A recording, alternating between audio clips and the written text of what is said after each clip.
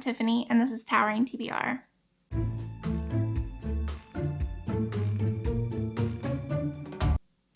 Today I am here to share my single book review of On the Savage Side by Tiffany McDaniel. I did get an ARC from NetGalley, but all of these opinions are my own. I read Betty by Tiffany McDaniel a couple of months ago, and it made my top 12 list of the year. And so when I saw her new book becoming available as an ARC, I was so excited. On the Savage Side is a book about prostitutes and addicts. These 6 women go missing and are found dead and naked in the river. Yes, they are the victims, but there's so much more than that. And so this book doesn't focus on the serial killer, but rather these women and what their lives were like before they succumbed to drug addiction. We follow from Arc's perspective. Her name is Arcade, and she has a twin sister, Daffodil, who she calls Daffy. And both Arc and Daffy have really difficult childhoods. They are both sexually assaulted as children by an adult man. And her parents are drug addicts, specifically heroin. And her father died, and so she lives with her mother and her aunt, and obviously her sister. The phrase "on the savage side" comes from Mima Milkweed, which is the grandma. And I just love her. She's such a strong character.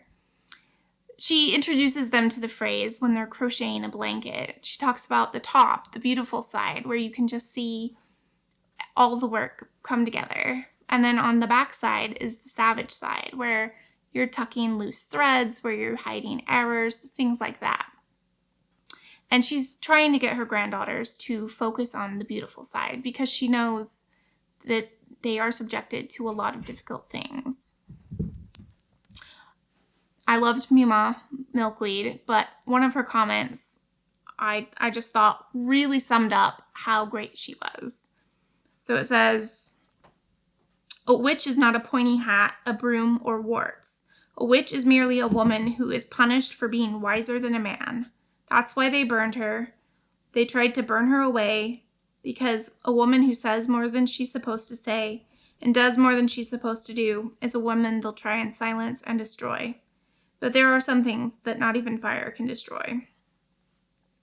So I thought that was really beautiful. Unfortunately, the girls need more than just her. I really liked Tiffany McDaniel's focus on how we should still value people, even if they are addicts, even if they are prostitutes, even if they are whatever, from whatever hard situations that they've come to.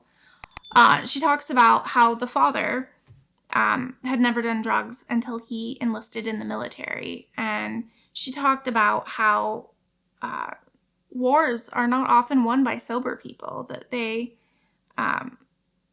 it's a really hard thing to do. And she brought up a really interesting tidbit about the Nazi forces using meth in their fighting. They weren't told that this was an extremely addictive drug, and they didn't know any better. But so many armed forces became addicts because of their exposure during the war. The story skips around a lot in time. It starts out when they are children, and we kind of get to see how naive and innocent and just they're children, and you start to really feel for the character and empathize with her. And then they jump around in time to where you see her being addicted to drugs and selling herself so she can get money for drugs. And I think the reason the author jumps around a lot in time is because I think we want this naive little girl to not turn into this adult woman who is going to be murdered. You just hope that she's going to find a better way, even though she won't. There were 2 more quotes that I wanted to share. The first is from Arc's perspective, and it says, "It's easy for people to judge us. I won't make excuses. I made the choice to take the needle, but I will say an addict was a child once. We had hopes and dreams of being something more. Our dreams weren't to give ourselves away, that much is true. I just thought that is the central message of this book. I will say it is kind of being marketed as a mystery, and I want to stress that there's really not a huge mystery element. This is more a character study of these women who became vulnerable to a serial killer. The last quote I wanted to share with you was from the mom of one of the missing girls.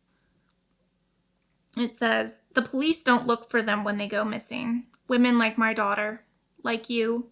You are a rock, a stick, a pile of dirt. You are allowed to disappear as if you've never had a name. But she, her daughter, had a name, and they refused to say it, so I will say it for them. Thursday, Thursday, Thursday." She cried out her daughter's name until she went hoarse. "I wish they knew how hard it is to love a child that you can't find. You love everything she was, everything she wasn't, and everything she'll never get to be."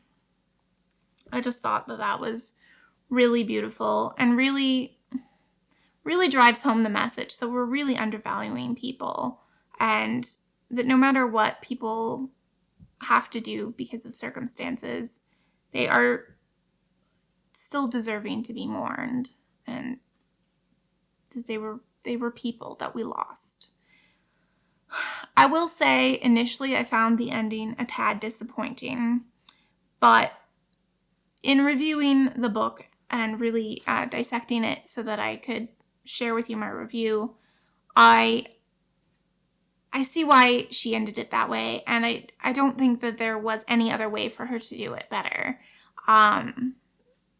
But one downside, I will say, is that we get the Rivers perspective at the end of the chapters, and I didn't like that. It was gimmicky and weird, and yeah. So that was kind of unnecessary. So I really loved this. It didn't turn out to be a 5, but it turned out to be a 4 or a 4.5. I haven't 100% decided, but I loved this book. I think if you loved Betty, you should definitely pick up her book. But I will say trigger warnings, especially for the child rape, because those were really, really hard to read. So look up other trigger warnings if you are sensitive to anything.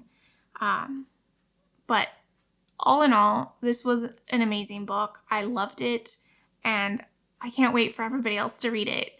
It is going to be published on February 14th of 2023, so not much longer. Yeah.